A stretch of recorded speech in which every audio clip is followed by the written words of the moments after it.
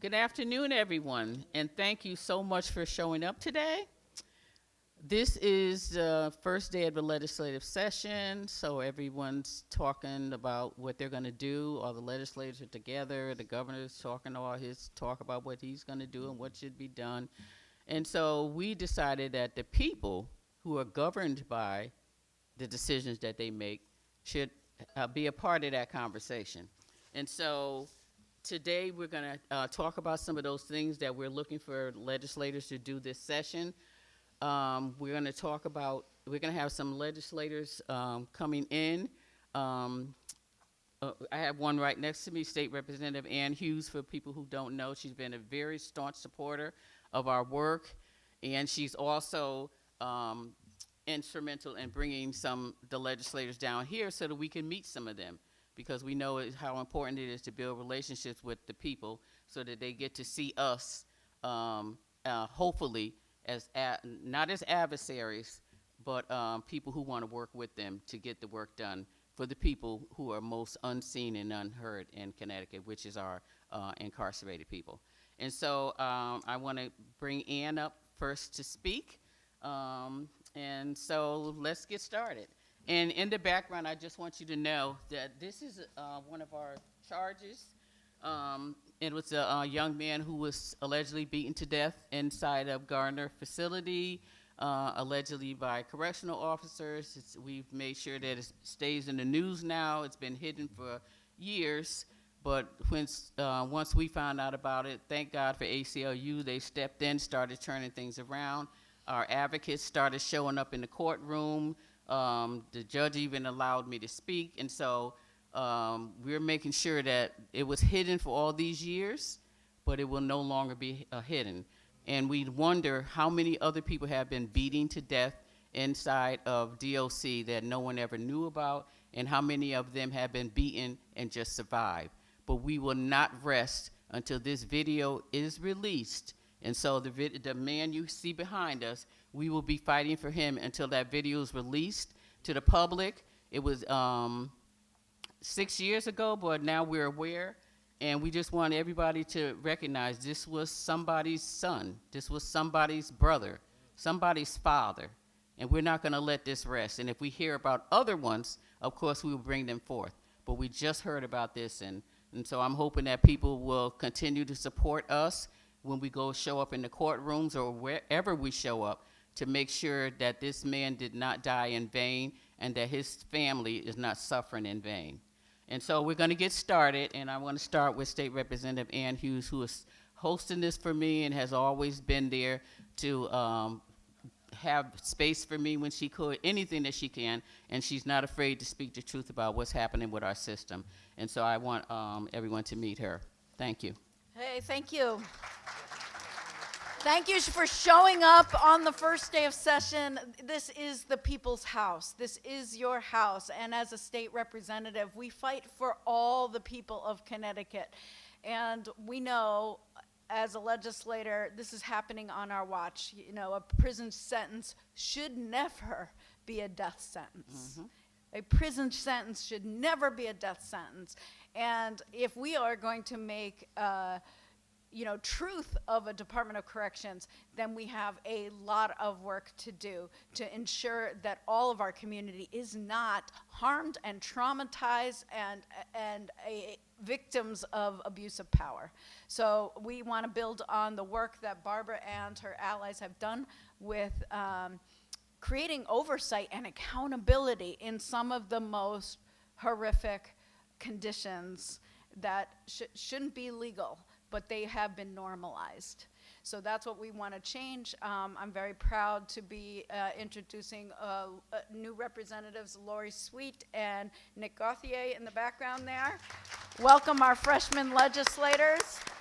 I'm asking for more to come by. I know one of our returning legislators is home with COVID, but he has really pledged, that's Representative Hubert Delaney out of Stamford, has really pledged to carry this work into the Judiciary Committee, and and also the Black and Puerto Rican Caucus. So I hope more are coming by, but we definitely want to hear from you. You are the people that matter. You are the people representing the lived experiences within our agencies, and that's what all of us do, is we listen to testimony, and we're going to put in bills in support of really increasing and improving the experience of everyone here in Connecticut. Harms both ways, right? Mm-hmm. It not just harms the victims and the survivors, but the culture of people doing the harm and working together. And one of the things that I've been so struck by is that these videos, as they show up, like the one in New York that is recently hit the news, they never happen singularly. They're always in the company of other CO officers, in the company of other staff, and no one is saying stop. No one is saying enough. No one is saying let's not do this. And that is so profoundly disturbing, is that culture of group harm that becomes normalized. And we see it in mob mentality. We saw it on January 6th, 4 years ago. And we have to be the interrupters. We have to be the upstanders. Not shame people, but change people. So I'm proud that you all showed up. Thank you.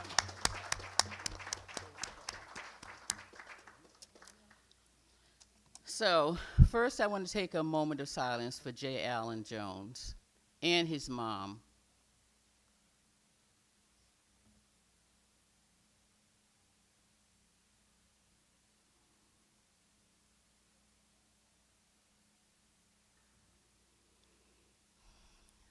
Justice delayed is justice denied.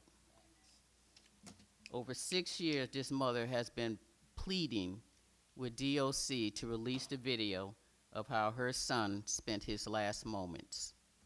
6 years. But we now know what happened. And we, the people, are pledging we will not rest until this mother gets her wish.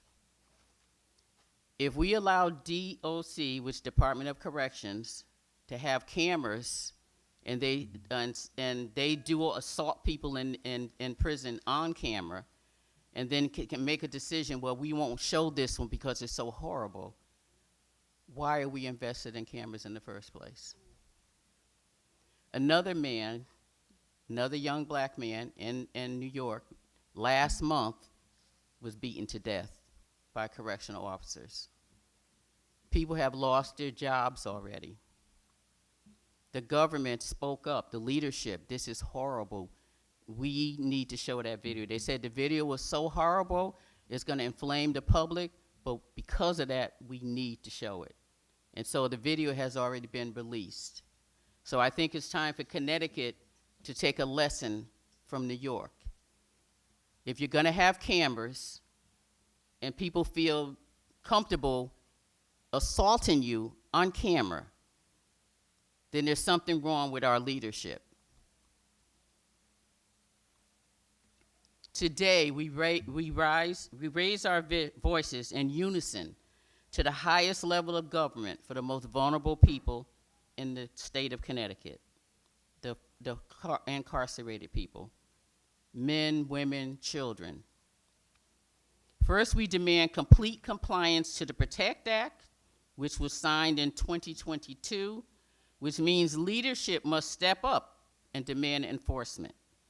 I'm not sure who that's going to be, and so I'm gonna ask Representative Ann if she can tell me. We've passed a law in 2022. They are still doing what they want to do. Department of Corrections is running a rogue organization.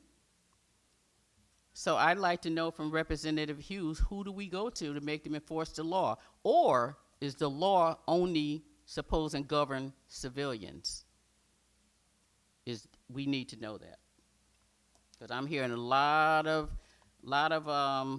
stuff going on in government, and so I want to know who's governing them. Good question. Good question. Yeah, well, this isn't a question for the attorneys, right? Like, who?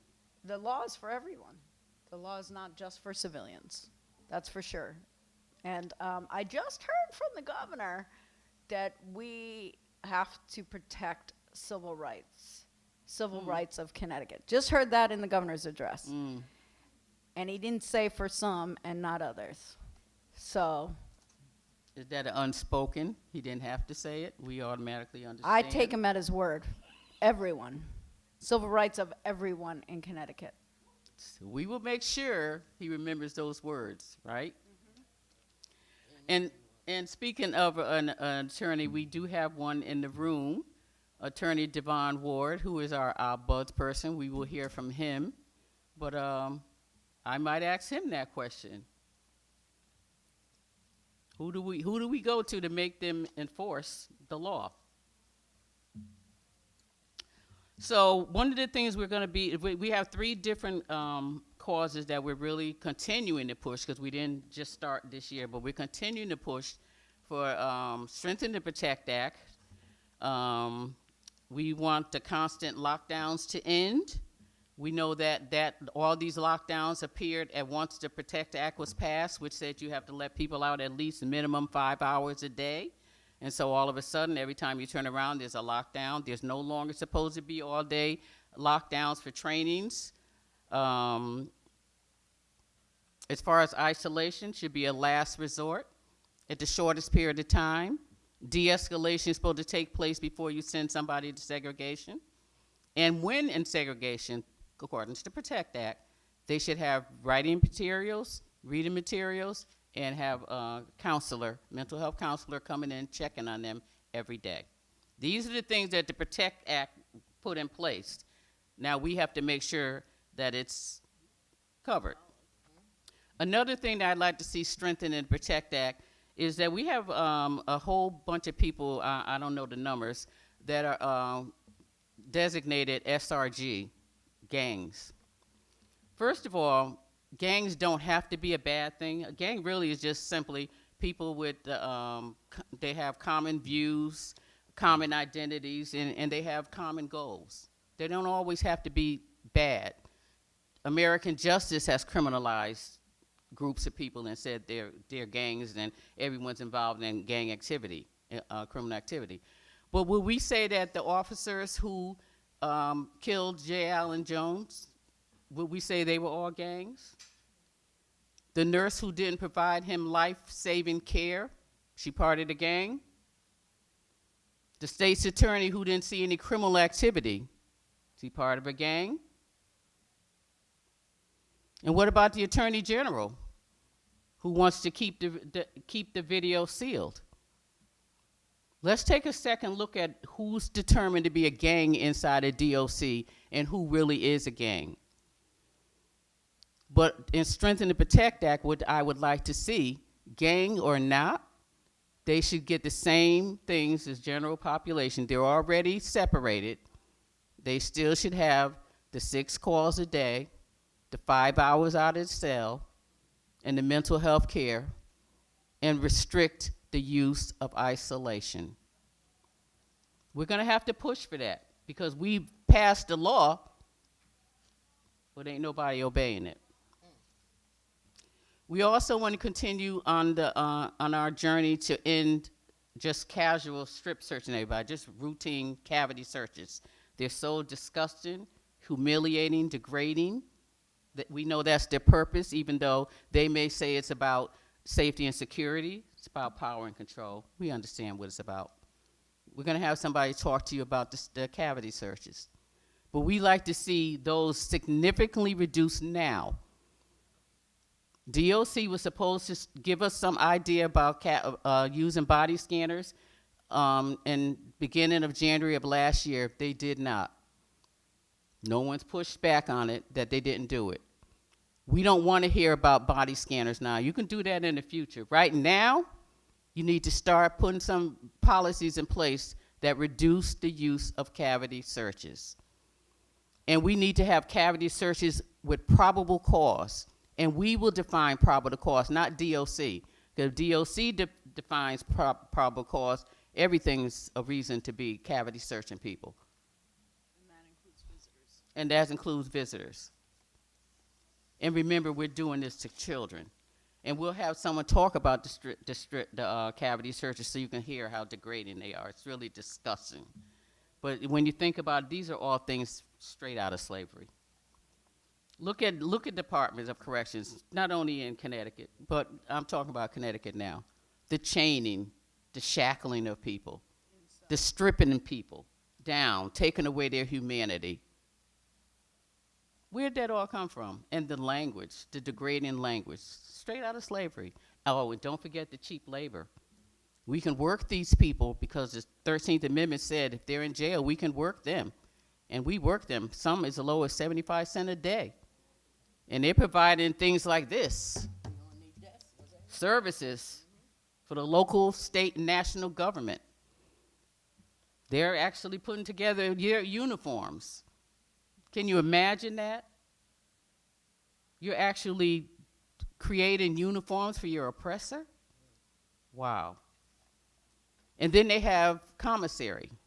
Commissary is going up.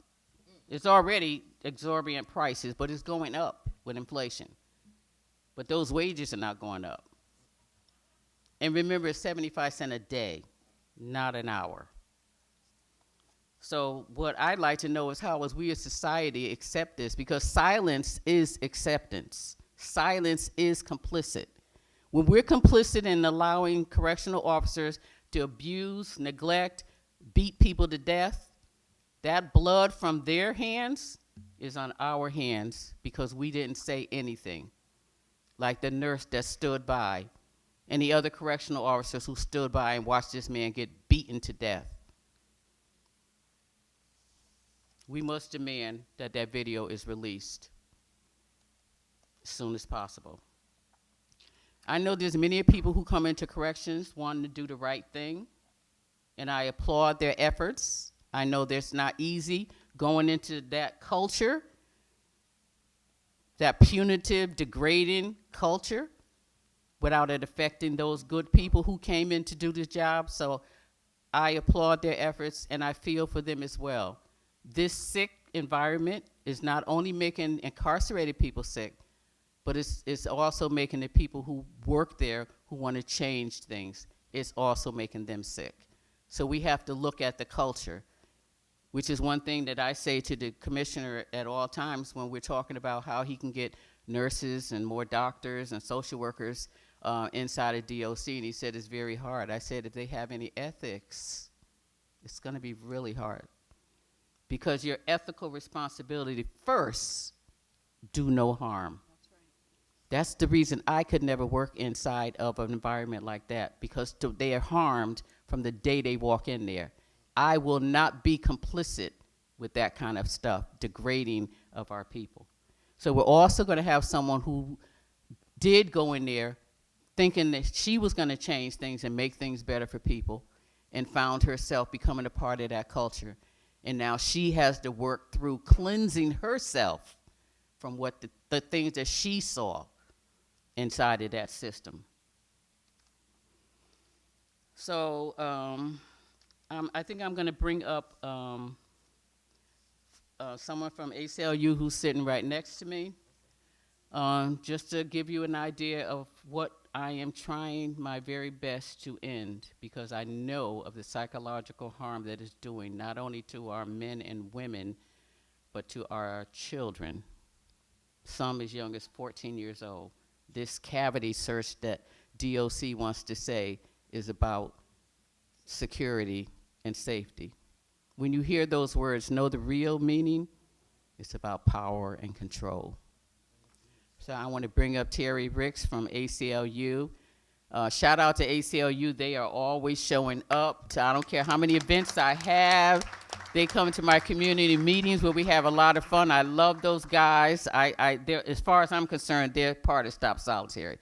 But I'm so glad that they're around and they do the work that they do. And that's why James Allen's trial right now is continuing, because they stepped in when they almost were at the point that they were going to be allowed to seal that video.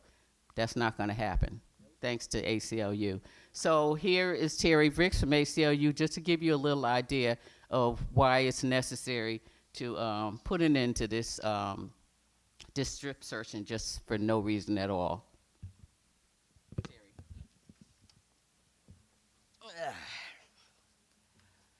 Good morning to everyone. Thanks for coming.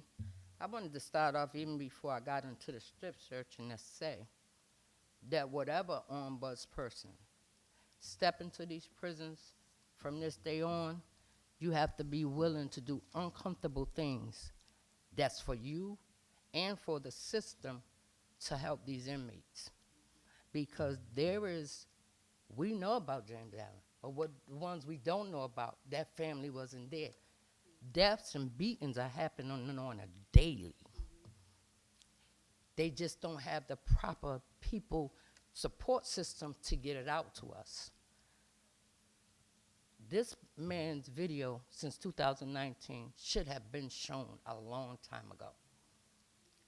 And then they want to talk about SRG. Was those 14 correctional officers that beat that man in New York, was they gang members? When they were standing on the counter putting their feet in his neck, wasn't that gang activity? Or did they jump a man in handcuffs? Ain't that gang activity? But they want to call us gangs, the people that's fighting for change. They want to call us a gang. But what did you call them 14 COs? I call them murderers. Is losing a job consequence enough for taking a life? That don't add up. That just don't add up. And when as people, we're going to stop expecting for somebody else to do the job that we can do ourselves. My brother right here just said, why are there all these people we have in prison, where they families? Why we don't have them here speaking up? We are here to save lives. This is what I do. All the political part of it don't mean nothing to me. The people in prison need to be treated like prison. I was raped by a CO. That strip search is not for safety. It's for their personal pleasures, their enjoyment.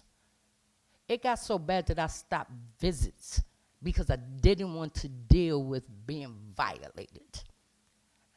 I ain't had nothing. I just came from my cell. What you looking for? You seen me for 24 hours in my cell do nothing. How did I get something? And you just came and got me brought into the visiting room. What you searching me for? There is no reason, unless it's something definitely necessary, for them to stretch anybody, unless you know for a fact that they're bringing something illegal in. Strip the guard. That's how we get it. That's how we get the phones. That's how we get the cigarettes.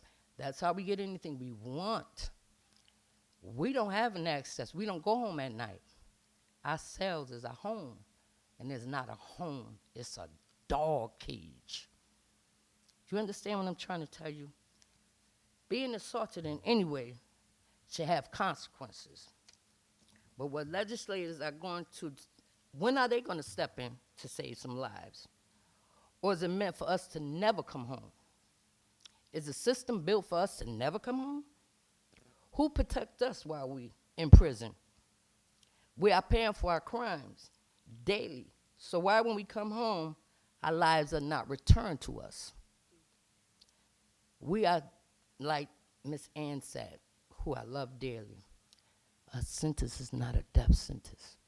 You gave me 5 years, you ain't gave me 5 years to life and die, and then your men can put their feet on my neck and stop me and hit me in my groin and kill me and then get fired. Where's the criminal aspect of it? If he had did that to one of them, they would have hung him. 14 men on one person and nobody's in prison? Shackled, chained behind his neck, broke neck, strip him after he dead, take his clothes. What you looking for after you kill somebody? So to see if the bruises can be seen, you knew that when you put your boots in his chest. Like, woo.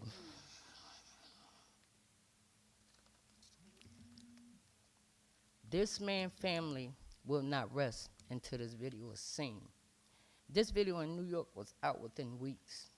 It's been since 2019 that this family has no peace. There's no justice without no peace. His mother has not rested since 2019. One thing my mother said, the worst thing in the world is to use a child. Where's her support? They're afraid of the George Floyd effect. You can't control it. That video is egregious. And when it's seen, people gonna have emotions. Why are we protecting murderers and the people that's in the grave was innocent? Do that letter CO mean kill and get away with it? Do it say that your boo, I didn't say anything or offend you in any way, deserve to be in my throat? That's part of rehabilitating. That's part of rehabilitating. These men and women playing with men and women vaginal parts that they have no business, no right to, and they go home. When they take us from our cell when we do something wrong, we're recorded. Like my brother just said, they sit in the office and they watch those videos. That's their enjoyment. They enjoy watching us being abused. And this is the place that we're sent to for rehabilitation. Yeah. I would like to say to this man's mother, if I have to lay down in front of a train, this tape is coming out. I won't stop until it's done. Thank y'all for hearing me out this morning. This is a very, very emotional conversation, and it's very overwhelming, but it's something that we have to do. And please stop these strip searches.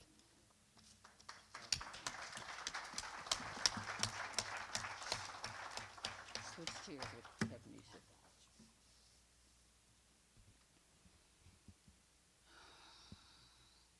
This is always the hard part, you know, people who have the lived experience and hear them going through what they've been through.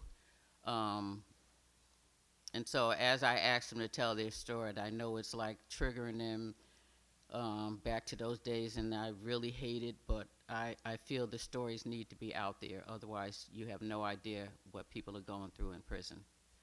I wanted to take a minute, because I know you said another legislator came in the room.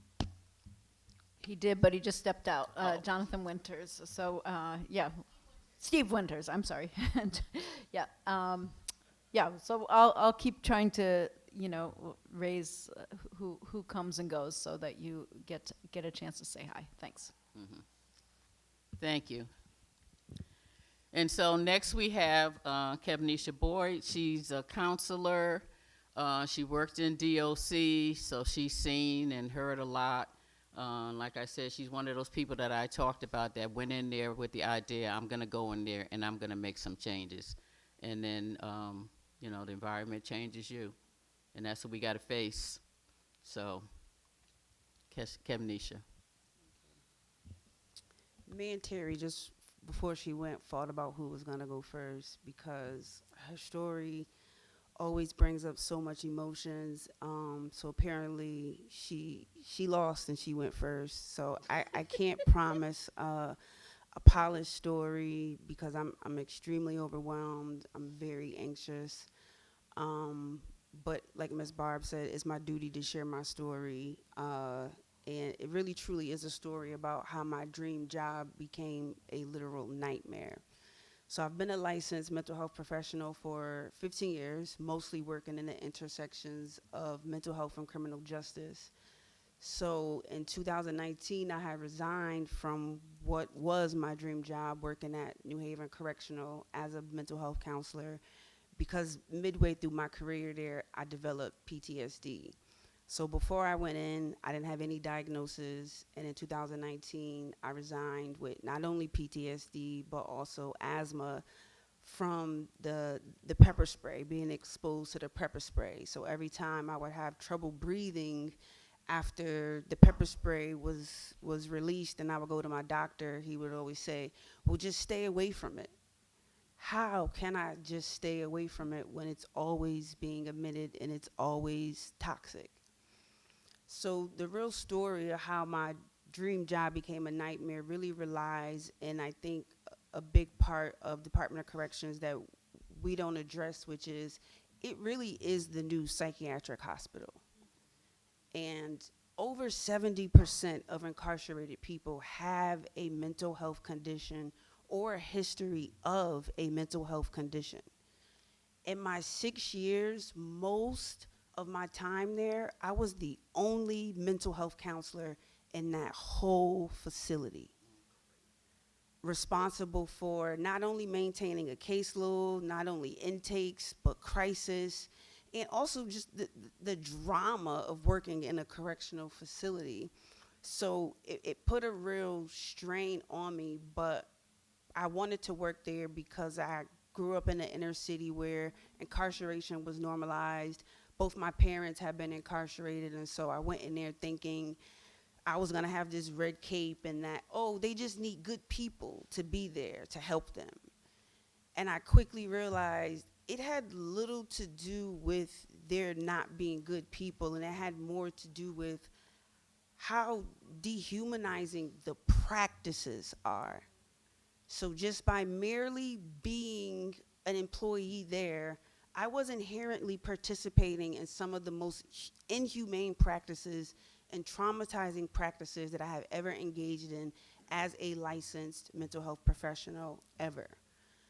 So stories like the one I'm gonna share really started to help me realize that the problem wasn't me, the problem wasn't the officers necessarily, but the problem was the system.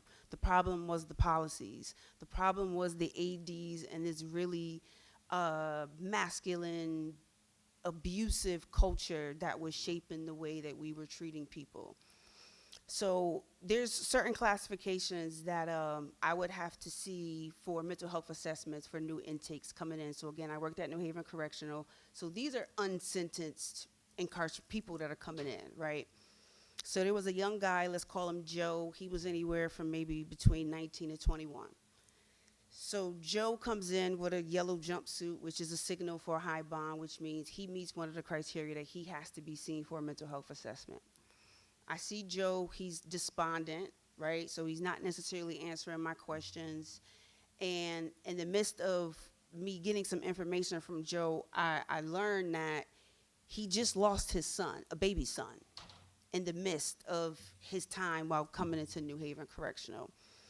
So with little information about Joe, I had to make the decision because there are only two decisions that I can place a person when they come in to New Haven Correctional, which is solitary confinement or solitary confinement.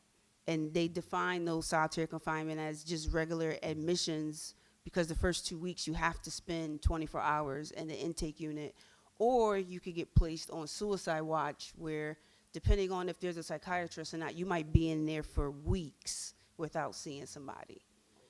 So with limited information, I had to put Joe on a suicide watch, which he was subjected to a strip search, and then he was placed on suicide watch. The best way that I could describe the medical unit in New Haven Correctional is like a zoo. In a zoo, I mean these cages with open windows, and anybody walking in the medical unit can see inside the cages, AKA the cells.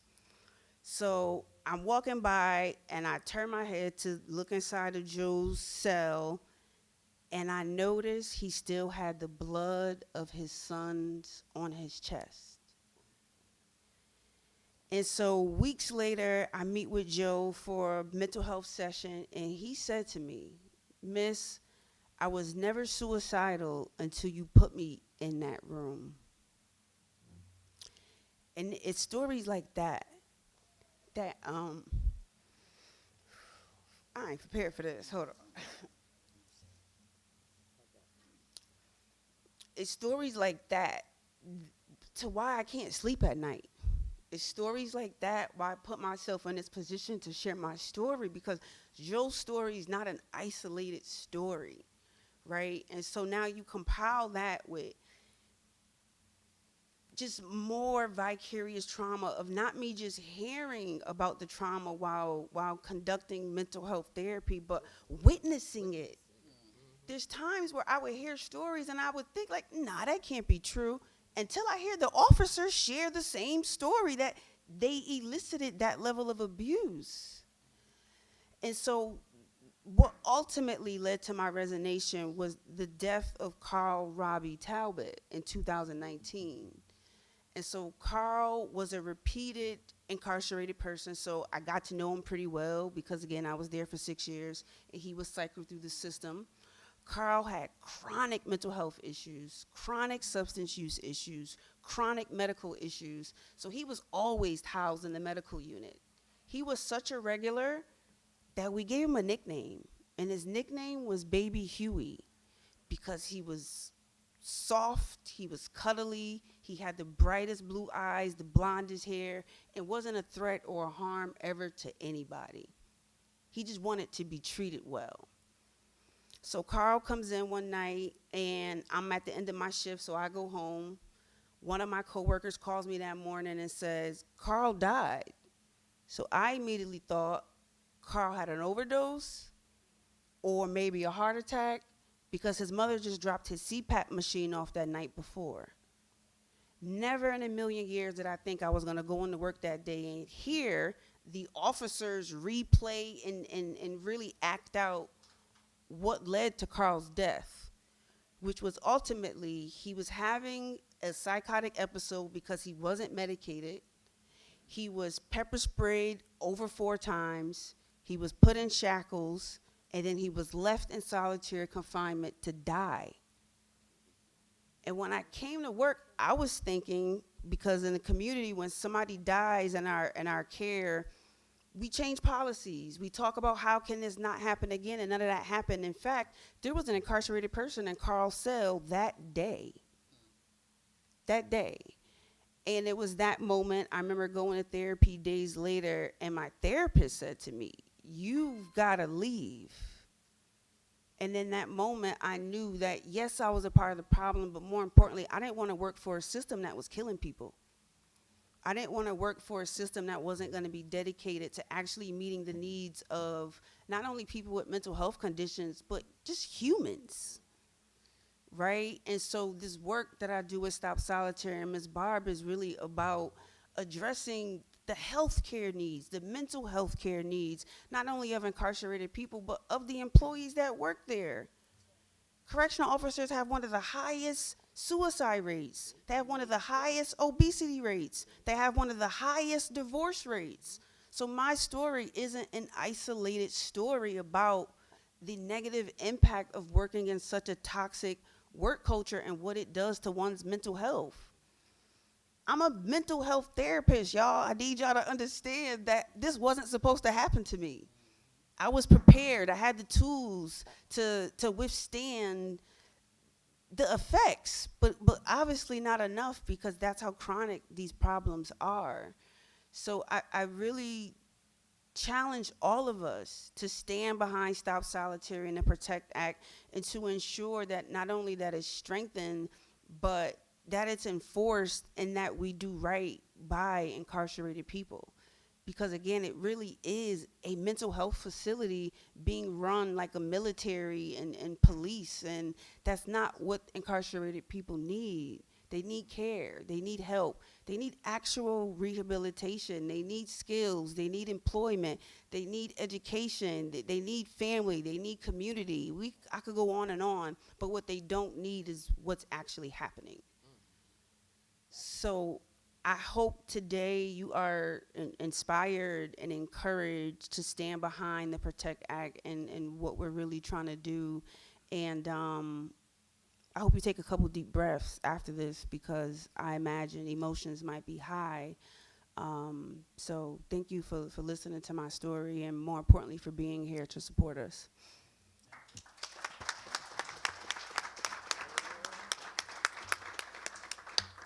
before bring someone else up, I want us to think about, because I know I hear all the time, disgruntled. I say they're just miserable people.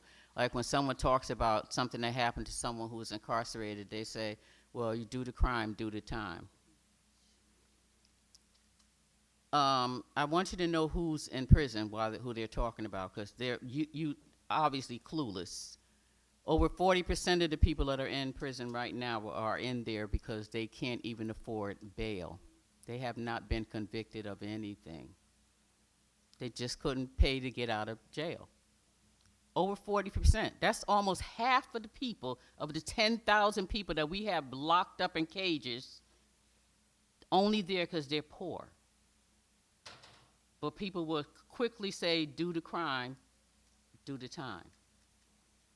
Another thing, when people say do the crime, do the time, think about all these people among us, in government, behind bars, correcting other people, sitting in benches with the black robes on, in police departments. Think about all those people committing crime, and they ain't doing no time. I've heard so much scandal in this administration. I thought Rowland's administration was bad. This one, I'm speechless. Because every other week, they have these reporters doing investigative reports and all the darn scandals that are going on in the government, the people who are trying to govern our lives, who want to produce laws for us. And they're committing crime themselves. Of those other 60% of people behind bars, many of them are mentally ill. If it wasn't for mental illness or substance abuse disorder, they wouldn't even be in prison. They don't have control of their lives. They're sick. But we criminalize mental illness, and we criminalize addiction. So when you think of prison, they may make you think, oh, there's all these violent offenders. No. The majority are not. And when I talked to the corrections president of the union, I don't know what his position is now, and we had a conversation about, all the policies and how punitive. He said the reality is 90% of the people in prison, not a problem at all. They just want to do their time. They know they messed up. They just want to do their time. But they want to be treated like human beings, which is what all I'm asking. People, when they talk about me, they act like I want to say turn prisons into summer camps. No, I'm saying just treat them humanely. When people come to me, I don't even ask why they're in there. That's not the work. That's not part of my work. I'm not here to convict and judge, none of that. I'm just here to make sure you get treated like a human being. I don't know why I'm treated like the pariah.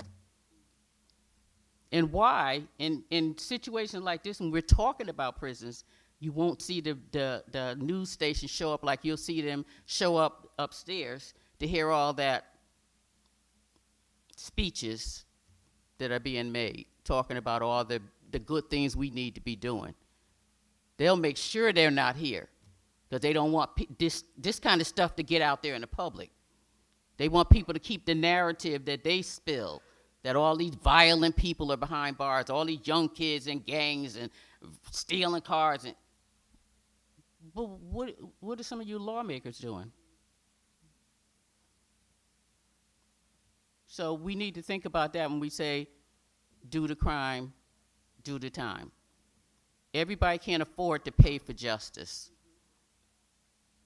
Some of us actually have to go to prison. So think about that when we say, do the crime, do the time. So I want to move on. I have one more person I definitely want to bring up, our buzz person, but I will let him go last. I want to bring up Evelise Correa, who is from BLM 860. She's also administrative assistant for Stop Solitary. And so I asked her to come up for a few minutes before we bring up Mr. Attorney Ward. our buzz person. Thank you, Terry, for coming.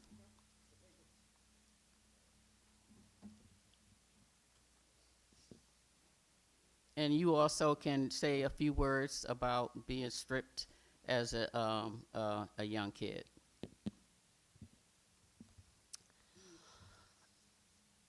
There's so much I want to say, but I'll keep it a little short. I'll start with my own experience as a child. My inmate number was 299678. Um, my father was in prison at the same time that I went. And before I was transferred from DCF custody to York. And I remember being brought to my father in shackles. I didn't know at the time that he was subjected to a strip search himself. When he would see me, he never let on. And the first time I went into York, I remember the CO telling me, bend down until you can see me and spread them. And I was almost dry celled. So when I had to visit my own husband in prison, he kept telling me to come see him, come see him. I always felt guilty after the strip searches, or not the strip searches, the visits. And one time he went into segregation because I guess the CO was being extra. He was asking for stuff that was way beyond the scope of a strip search, and this is after the Protect Act was passed. Um, when I found out about J. Allen Jones, my husband was in segregation at the time. I still wasn't able to speak to him. And it was heartbreaking to find out that he was maced like J. Allen, and then they put a bag over his head. And I asked him, why would they put a bag over your head? And he said, they got it in my mouth when they pepper sprayed me. I was just trying to get the pepper spray out my mouth, and they put a bag over my head. He wasn't fully decontaminated till hours later. He had to use toilet water because Cybulski did not decontaminate him, and the other incarcerated people had to help him at Hartford Correctional to get it fully out his eyes. And I hear from incarcerated people all the time. They message me. I became friends with a lot of them during a hunger strike that happened. I reached out to them because I recognized one of the names, Jason. And Jason is a local artist that, you know, he did a lot of work with mental health awareness before going in for his period of incarceration. And he didn't really get the help he needed till right before he went into prison. And I hear from them all the time, we just got locked down during a football game. We only had 2 hours out ourselves today. The constant dropped calls, the fact that they can't really communicate to their families, the retaliation for speaking out. And they broke the law, right? I was in prison for disorderly conduct. My father was in prison. He violated the terms of his release because they found him with cannabis roaches. My uncle, who set him up, was able to get accelerated rehabilitation, and they denied that to my father because they found my father with cannabis, which is now legal in the state of Connecticut. We need to remember that these people are humans. They have people that love them, and even if they have no one out here, we need to we're beyond medieval torture tactics. We're supposed to be a better society. We're supposed to be rehabilitating these people instead of turning this into a revolving door where we mess these people up, deny them housing, deny them health care. And I would hope that this legislative session, that the PROTECT Act is strengthened and that there's actual teeth to this legislation, because right now COs are running rogue and there is no one to rein them in. And the commissioner is, I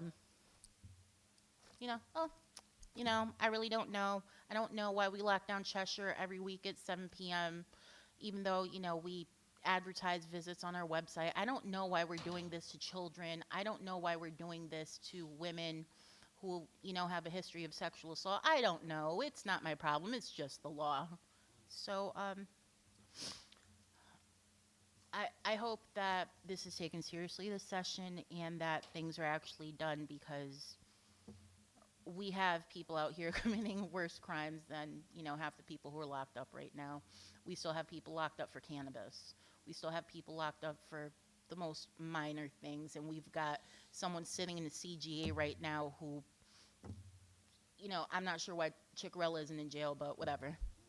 Thank you. Okay. Thank you, Evelise. We're going to bring up our Buds person. He's interim. 3:30, they'll be checking him and 2 other candidates out to select a permanent Buds person. He has been our Buds since September. And for people who don't know what an Buds person is, he is the one who has the authority to go into the prisons, unscheduled, unsupervised, talk to the incarcerated people, sit down with the commissioner to talk about some directives and policies that might need to be changing. And as far as I'm concerned, he's an agent of change, not trying to tell us how to navigate this evil system, but to how do we actually become change agents. I say that because when I went to school for social work, that's what my professor told me. She said, you're not just to go sit in the office and talk to people. You are an agent of change. Those 3 words have never left my mind. I am an agent of change. I'm not trying to get along with the oppressor. I'm trying to break this system from the ground up. But that's me. And now I'm going to give you to Attorney Ward. And thank you for taking the time to come here today so we can hear from him. Thank you, Ms. Fair. I want to thank you for providing this platform and this forum for me to be here today. I want to thank you for your tireless dedication to justice and humanity within our criminal justice system. Everybody's presence here today as advocates, community members, and allies speaks volumes about the values we all share: fairness, accountability, and an unwavering belief in the dignity of every person. As we gather here on this first day of legislative session, we stand at a critical juncture. This year, we have an opportunity to take meaningful steps forward by supporting and strengthening the Office of the Correction Ombudsman. The creation of the Office of the Ombudsman was a monumental achievement, ushered and shepherded in by lawmakers, but also led by Ms. Fair. It is an independent, impartial mechanism to investigate complaints, mediate disputes, and ensure that voices often silenced within the correctional system can be heard. But we all know that having an office and name alone is not enough. As an ombudsman's office without adequate resources is like a lighthouse without a beacon. It exists, but it cannot guide us through the storm. Our biggest challenge this session, my biggest challenge this session, is securing funding necessary for the ombudsman's office to fulfill its mission effectively. This means funding for investigators, for associate ombudsmen, and for the tools and infrastructure needed to operate transparently and independently. Without this critical funding, the office cannot fully do the work of advocating for justice, fairness, and accountability. Why does this matter? Because the issues we're addressing aren't abstract. They're real, they're urgent, and they impact lives every day. Lack of access to adequate health care, mental health neglect, unsanitary living conditions, these are the kind of issues that the Office of the Ombudsman was designed to address. The data and the stories are clear. Mass incarceration has been harmful, not just to individuals, but to the families and communities that these individuals come from. It has exacerbated mental health issues, undermined rehabilitation, and stripped away the humanity of those subjected to it. The Office of Ombudsman is essential to ensuring accountability and transparency in the carceral system, but only if it has the resources to do so. So today, I'm calling on lawmakers in this building to act. They have the power to ensure that the Ombudsman's office is fully funded and functional. They have the power to prioritize fairness over fear and justice over neglect. And to all the fellow advocates in this room, let us continue to hold all of our elected officials accountable. Let them know that justice delayed is justice denied, and we will not accept anything less than a fully empowered and effective Ombudsman's office. This legislative session can be a turning point. Together, we can build a system that prioritizes rehabilitation over retribution, transparency over secrecy, and dignity over degradation. Thank you all for standing with me and for standing with those who have been silenced and for believing in the possibility of a better and fairer system. Let's make this session count. Thank you all.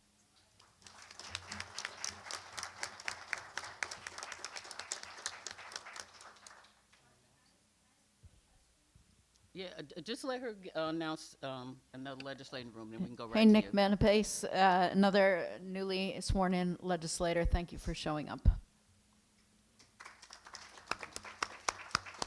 I just wondered, do you have any staff at all? Does the office have any staff at all, not besides yourself? No. So I am the lone person in the Office of the Ombudsman, and my responsibility is to do oversight and advocacy, so oversight of 12 correctional facilities and also parolees, in addition to being the chief advocate here at the Capitol for 10,000 individuals who are incarcerated, 12,000 if you include the folks who are incarcerated but in the community on parole.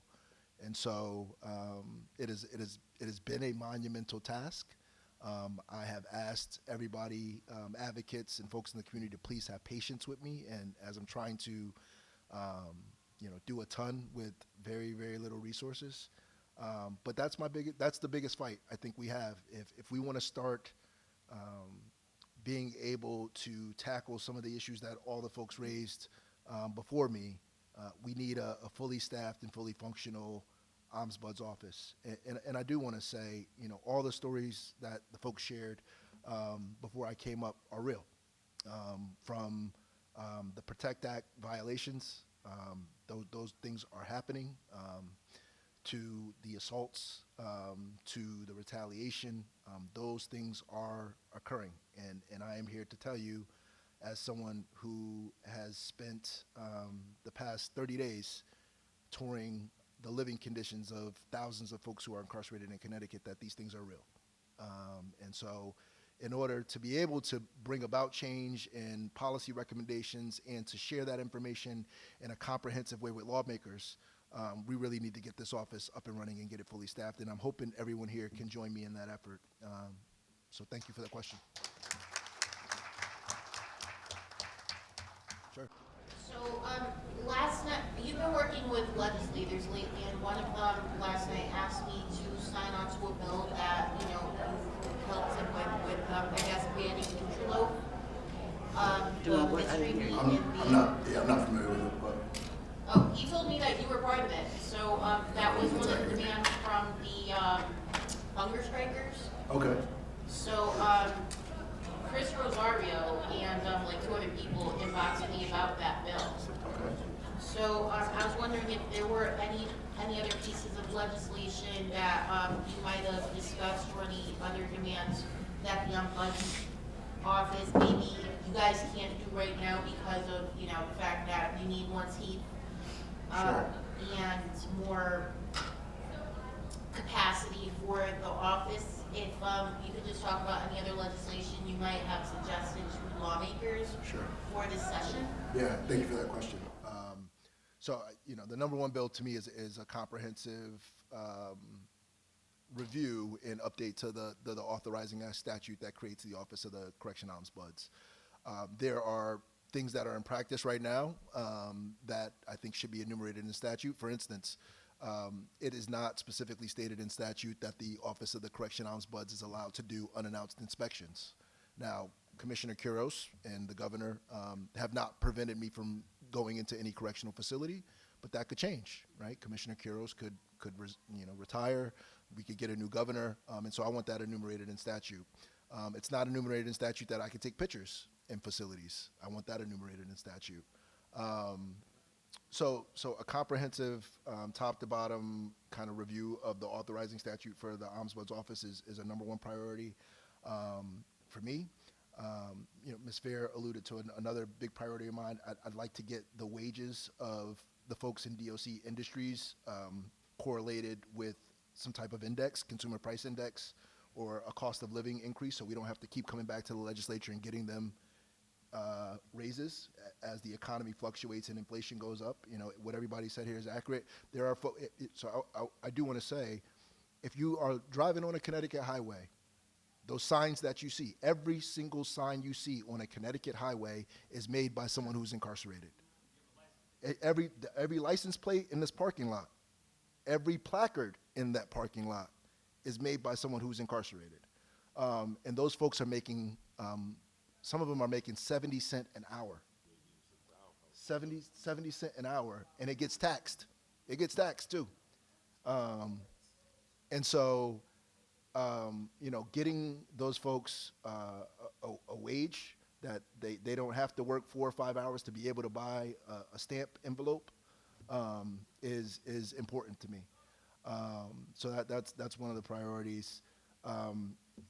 Things that I think in legislation, the other thing is a review of the PROTECT Act. I think we really do need to put some more guidelines around the PROTECT Act, because each facility is interpreting that law differently. Some facilities are considering out-of-cell time times for meals and rec time, and some facilities are not. Some facilities are counting the meals and rec time not against the out-of-cell time. And so I think we have to put more specificity into the bill. So, I think we have to put better reporting mechanisms into the bill, and better guardrails around when the facilities can be on lockdown. That's something that's important to me. I know the issue of body-worn cameras is going to come up this session. I will say, talking to many wardens across the state, they are in favor of it. They are in favor of it. They may not say that to the rank and file, but when we have private conversations, many wardens across the state are in favor of body-worn cameras. Now, it's a cost issue too, because you're talking about storing all that data. You got to put some guardrails around it, but that's a conversation I think we should have this session. And there's also a number of policy changes I'm working on. Ms. Fair alluded to a number one of them. The SRG designation. An SRG, for the folks that don't know, it stands for Security Risk Group, and those are the folks who have been identified either by social media posts, letters they've received, things they've said as being gang affiliated. And once you are given that designation, you actually have less rights in a prison setting than someone who's in general population, who's a repeat offender, who may assault staff, who may be caught with contraband, just because of that designation. You're not allowed to have programming. You're limited in your phone calls. You're limited in your visits. And so it's a designation, I think, that needs to be reworked. The other thing that, I'm working with the DOC, and we may need to add in the statute, is the grievance process. The grievance process in DOC is broken, and that we know that when folks who are incarcerated receive tickets, 99% of those tickets are upheld. And if you object, or you appeal, or you protest those tickets, your punishment is often worse off than if you just pleaded guilty to the ticket. And so it's not a process that is really set up for folks to adjudicate whether or not some type of disciplinary action is warranted. And so that's an issue I'm looking deeply at as well. And then there's a number of facility upgrades. I'm going to be, following the bonding process very closely. The folks down in Bridgeport who are incarcerated in Bridgeport, which is largely an unsentenced facility, they don't even have electrical outlets in their cells. Air conditioning in a number of prisons. There's no air conditioning. But the electrical outlets is a big concern. Here in Hartford Correctional, which is also a largely unsentenced facility, there is black mold throughout the facility. And so facility upgrades, getting bonding funding for some of those things are really high priorities. I know they're in the queue, but I'm here to really advocate for the incarcerated population and really let folks know that those facility upgrades, those bonding needs are critical. So that's a little flavor of the stuff that I'm looking to tackle this session. And in addition to that, I still got to go to facilities and make sure the folks there are being taken care of. Someone did mention the food. I have looked into the food issue. The issue with the food in DOC, it's a larger issue because the contract for the food, believe it or not, is tied actually to other state contracts for food services. So when the state is purchasing the food provider for DOC, they're not just looking at, can you provide food for 10,000 folks? They're also looking at, can you provide food for 10,000 folks, and can you also service a cafeteria in a state agency, right? And so we really got to look at the contracting process and the RFP process for how we select the food provider for incarcerated population. But there's also things, that we can do. York is a huge facility. They actually have a fish bed in the back of it. Believe it or not, they have a huge lake. And I'd love to see a produce program started at York, because they got the space for it, where folks can start producing, some fresh produce and get some folks some fresh produce who are incarcerated. And so there's a number of things that I'm looking to do, but I can't do any of that until we get some staff and I get some support. And so I'm really asking for everybody's help in that endeavor and trying to get this office fully staffed. And I just want to say this lastly, I talked to my counterparts around the country. The Ombudsman position is not a position that's unique to Connecticut. My counterpart in New Jersey has an incarcerated population of about 10,000 folks, very similar to Connecticut. The Office of the Ombudsman in the state of New Jersey has a budget of $3 million and a staff of 30 folks, right? The Office of the Ombudsman in Connecticut has a budget of $400,000, and that has been the budget for the Office of the Ombudsman since 2009. And so just to give you all kind of a example of the resources that other folks that are surrounding us are arming their Ombudsman's office with, and that's really what I'm going to be seeking and fighting for this legislative session, and I hope you all will join me in that effort. So thanks for the question. I appreciate it.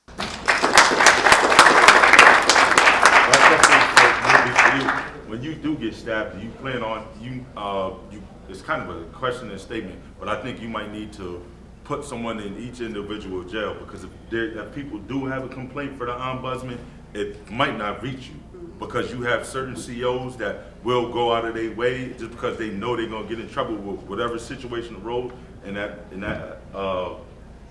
complaint will not reach you. Yeah, The so-called box for it is locked, but who's to say that nobody in that jail has a key and that complaint will not reach you? No, yeah, I think that's a good concern, and so I've troubleshooted a bit with DOC on how folks are going to contact the office.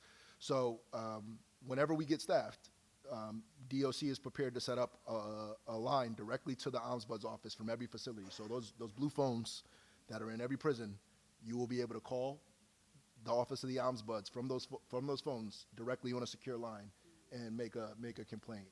To your point too about being in facilities, my hope is that we can have someone from the office of the Ombudsman in every facility at least twice a month on the ground, and they're meeting with folks. But I hear you about the paper process, and I'm not a fan of paper processes. They still try to tell you the chain of command and all that, and sometimes it won't even reach the top before it has to go to you. Right. So that's why I think it's important folks are in facilities. Folks will obviously have the ability to write me.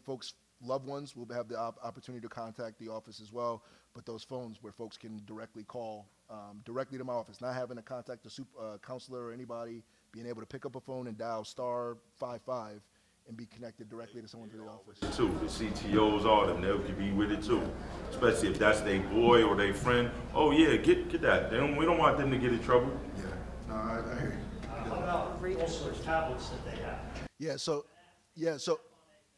Sure. So that's something we explored. The only issue with the tablets is they're not secure, and that DOC monitors them, right? And so part of the charge of my office that's in statute is that folks who contact my office is supposed to be confidential, and I'm only allowed to share that they contacted my office if they give me that ability. The tablets in every facility are monitored. So if we can't, there's no way, to my knowledge, that we can set up a way for folks. Right. I know there is, but yeah, then it should be exempt and it goes right to you. It's not read, it's not passed on, or we're not. So DOC monitors those communications. So they monitor all the text messages, they monitor them. So yeah, I've thought about the tablets. What is going to be on the tablet though is a ton of information from my office. And the tablets is a whole separate issue. I could sit here and talk to you about, my thoughts on stuff that should be on tablets, and folks access to them. But, there will be information on the tablets about how to contact my office. Hopefully once we start doing tours, the schedule in terms of when we'll be there, we'll put that on there, the number, how to contact, the form, how to contact, the things my office, does, or the Ombudsman's office rather handles, the things that the Ombudsman's office doesn't handle. I'd love to build the capacity to even start being able to do classes on how to exhaust your administrative remedies, right, in a facility, right? And so it's really about building the capacity of the office, but I have thought about the tablet issue.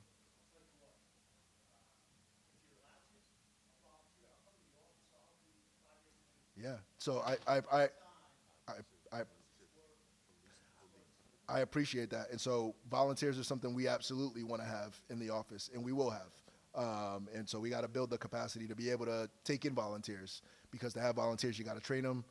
Obviously, there has to be some type of, background check and conflict check. Yeah, that won't preclude you. No. That won't preclude you from working in the office, but no. I'm on his side. I'm with police and the police in there. No, it won't preclude you from working in the office, but if you have, for instance, even for me, right? If I have a family member who's incarcerated, and this is the same practice for DOC employees, if I have a family member who's incarcerated, it's just something that the office wants to know, right? It's not going to preclude you, but the office needs to be aware that, hey, this is my loved one, and they're in this facility, and so it's not going to preclude you from reporting. Sure, I'm happy to talk offline. Sure. I just want to note that they can contact their attorneys through the tablets, and that's not supposed to be monitored. If they're contacting, so as an attorney who's represented people in DOC, if they're contacting folks through the tablet, it may be monitored. And actually, I know it's monitored because I've seen security division investigations where folks have written things to attorneys, and the DOC is privy to it. Talk about safety and security. Is there a question over here? There's a question over here? Well, look, I'm going to stick around. I'm happy to talk to folks. I'm happy to take questions. And I'm hoping I can earn everybody's support for the role. I just wanted to mention Representative Kadeem Roberts from Norwalk was in here for a while. He's also on Judiciary, and I appreciate him coming by. Thank you. I intend to meet every single one of them. Yes? Yeah, Buzz, what's your name again? Is Devon Ward. Ron? Devon Ward. Ron. Yes, sir. Thank you. You mentioned New Jersey's budget and the size. How long have they had that budget, and do we have a sense for how that has impacted the incarceration system in New Jersey? Is that a model, or is it 10 years and no progress and why no progress? And that might be hard because that's also someone that you're working with. But tell us about that. Yeah, you think like I do, because the first thing I thought about, 30 people, what are those 30 people doing? Is it a better outcome for the incarcerated people, or just 30 people getting a salary, Are there places where it's working? Yeah, well, so I mean, I think it depends on what your definition of working is. But I think the things that I've seen that the New Jersey's office has been able to produce are comprehensive annual reports that kind of show you what the hot spots are and what the issues are of the incarcerated population. So at the end of the year, they put together this phenomenal report that shows you, hey, we got 1,000 complaints in last year, or 1,000 claims.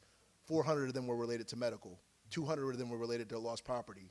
100 of them were related to inmate assaults. And then you can break them down by facility, and you can say, at this particular facility, the majority of the complaints were related to inmate assaults. The majority of the complaints were related to medical issues.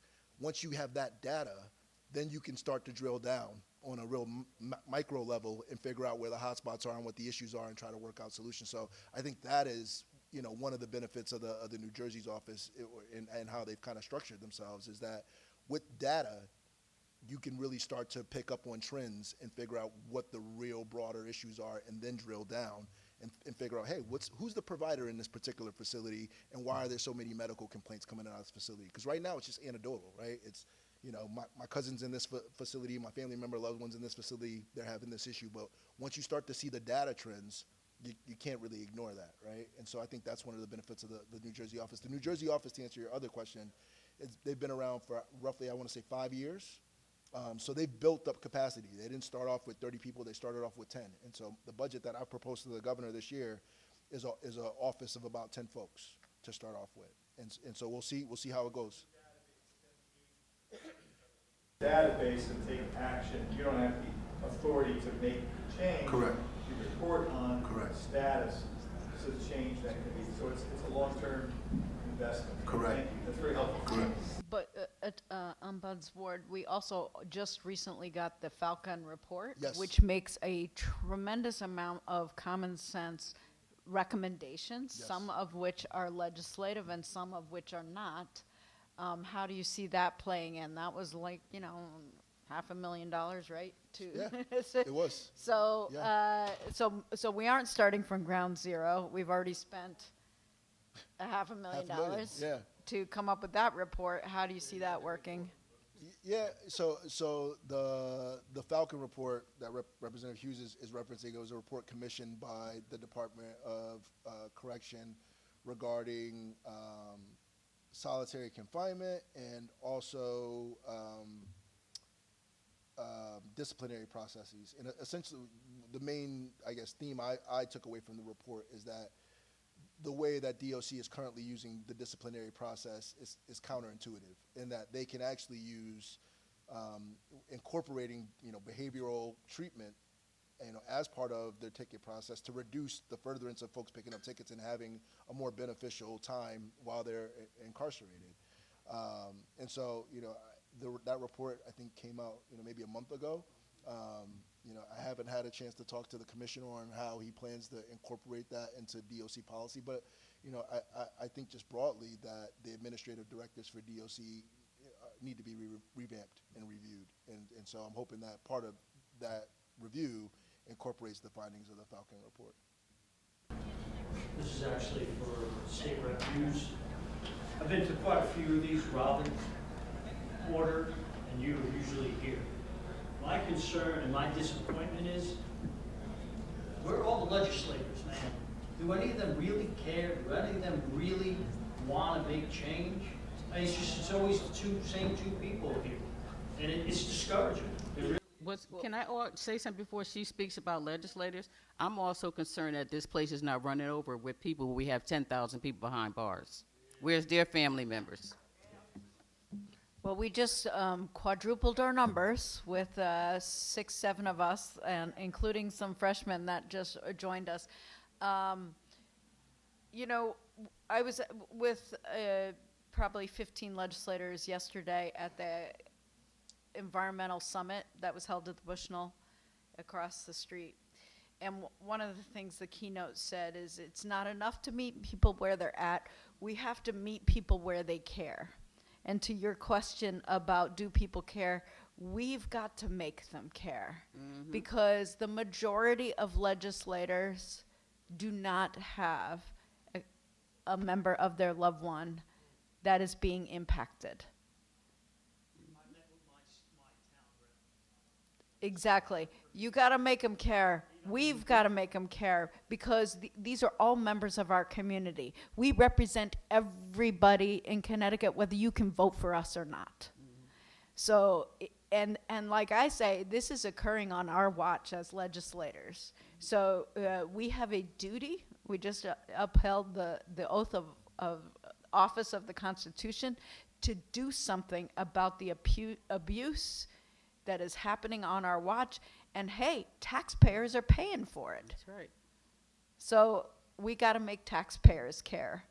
And we got to make these stories personal, like what we heard, in our face and proximity. Like it has to be right here, not somewhere else, right here. Mm-hmm.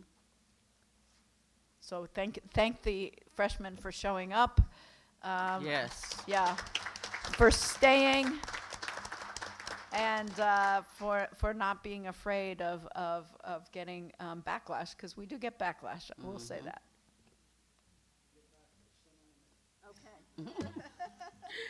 Okay, and I'm gonna kind of tie this up. Just wanted to respond to the Falcon report.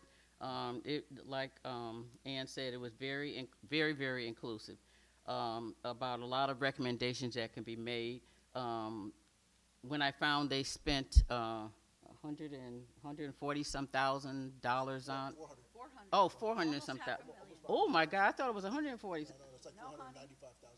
Oh my God. $500,000. Now I'm really sick because some of those recommendations they got them from me for free. Yep. Wow.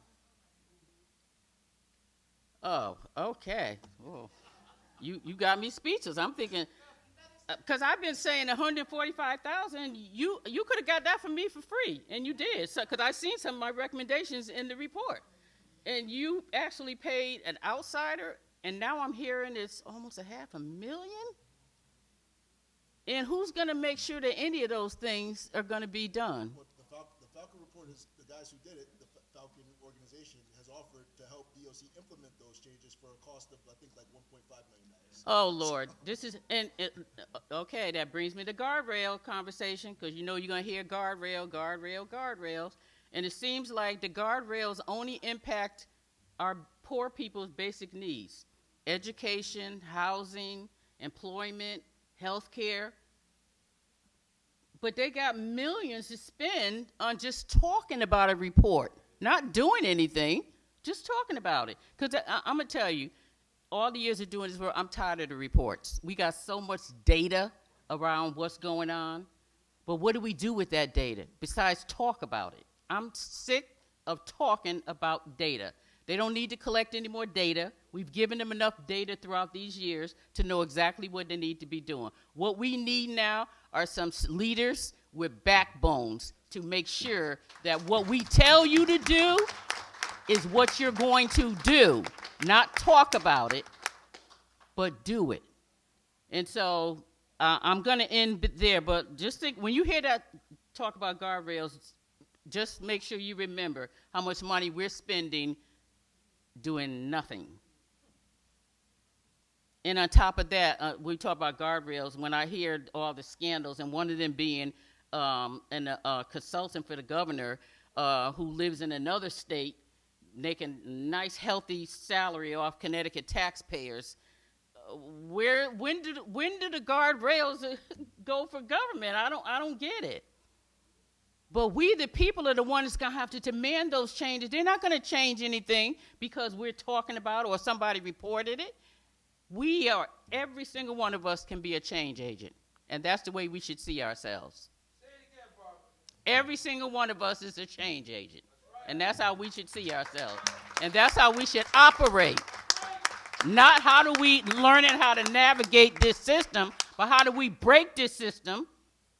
And when I say break, it's not like people say, oh, the system's broken. It's not broken. It's operating exactly the way it was put together for. Exactly. It's doing exactly what it was intended to do. Now, what we have to do is break that system. Okay, so I'm going to leave it there. 3:30 and 2C, they will be talking about interviewing the 3 candidates for our Buds person. If you can, join us. But don't forget about J. Allen Jones and his journey, his mother's journey. We will not let them rest until we see that video. Thank you very much for showing up today.